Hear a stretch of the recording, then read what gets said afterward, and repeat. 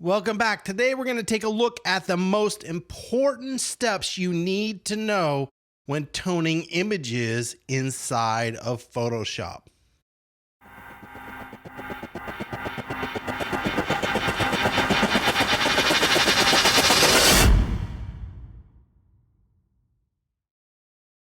Now, the first step, and probably the most important of all of them, is always use Adobe Camera Raw, or if for some reason you were using Lightroom instead of Adobe Camera Raw, no big deal. Both programs are exactly the same.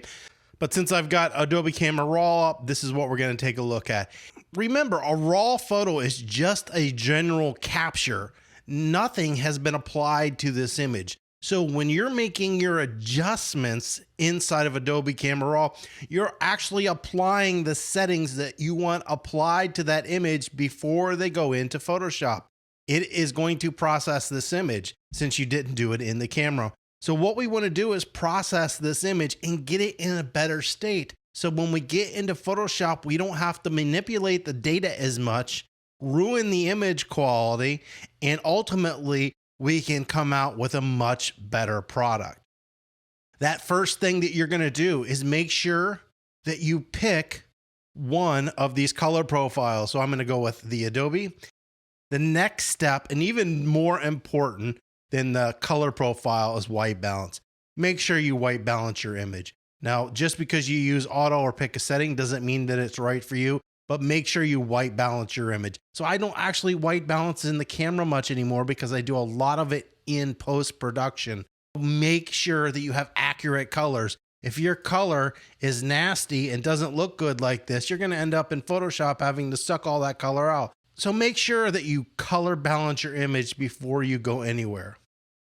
The next thing is to make your adjustments. When you're making your adjustments in RAW, remember, don't make one area look good so the shadows look good now, but now I'm blowing out the whites. We don't want to do that. Only make global adjustments enough that you're not ruining another area by doing, because we can always go in and make a selective adjustment to a specific area. Now, I love the concept of toning flat, so I'm opening up my image. I have more data and values to work with. I can always come back in later and add contrast to this image. That is step number one. Use Adobe Camera Raw efficiently. So make sure you use the basic, and probably even more importantly, you use this adjustment brush, but please use Adobe Camera Raw. There's all kinds of ways that we can adjust an image. We have brightness, contrast levels, curves, exposure, and so on. Learn to use curves. No, I'm not going to do that. I'm just going to come over here and click this. Curves by far is the best adjustment tool. Now, levels isn't far behind, but being efficient and good with curves is going to help you. You don't need to learn how to use them all. They're doing the same things basically. But curves has so much more to offer you. If you can effectively learn how to use curves really well, it's going to speed up your workflow and make you more accurate. The next step, number 3, learn to use the info palette. So when I hover over this subject, notice we're getting 34%, 26%, 36%. This is too dark for this face. Learn to use this in RGB values to color correct, so I can look at this and tell that my image is on the red side. It doesn't mean that it can't be on the red side, but learning digitally, especially if you don't have a calibrated monitor, this is really going to help you, because it's actually digitally going to tell you where your image is at, because what you're seeing is not accurate. Now, if you can use full color management and calibrate your monitor and do all that stuff, that's absolutely wonderful. Then what you see is what you're going to get. But still, using the info palette is helpful. A lot of times when I've been toning for a long time, I can't tell if a K value is 10% or 20%. The more you use it, the more familiar you're going to be with it. It's got a lot of these numbers in it, and you don't understand them at first, but after a while and you get used to it, it is so effective in toning in Photoshop. The next step is hue saturation and selective color. So here we have hue saturation, and here we have selective color. The most accurate ways to adjust color in Photoshop is not color balance. It is with selective color or hue saturation.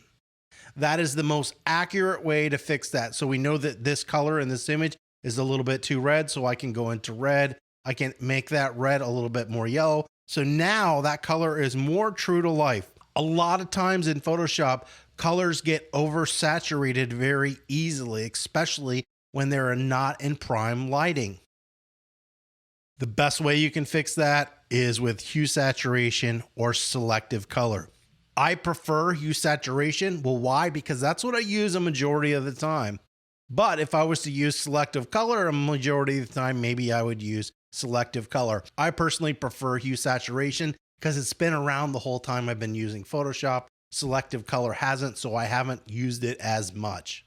Pick one of the two and get accurate at using it. Number 4 is kind of a general idea. Practice, practice, practice. It takes years to be able to tone color accurately, quickly, and efficiently. You need to practice. You shouldn't be spending 30 minutes on toning this image. You should be able to get this image done in 5 or 10 at most, unless you are doing some high-end retouching or composite work with this image. When sharpening, it should be the last step in the process. Let's go over this. Sharpening your image needs to be the last step, and you need to do it at 100% so you can accurately see what is going on in your image. So we'll go ahead into this image. I'm going to go into image side. We'll assume that we've toned this how we want it. We'll make this 10 inches just to make it 10 inches for absolutely no reason.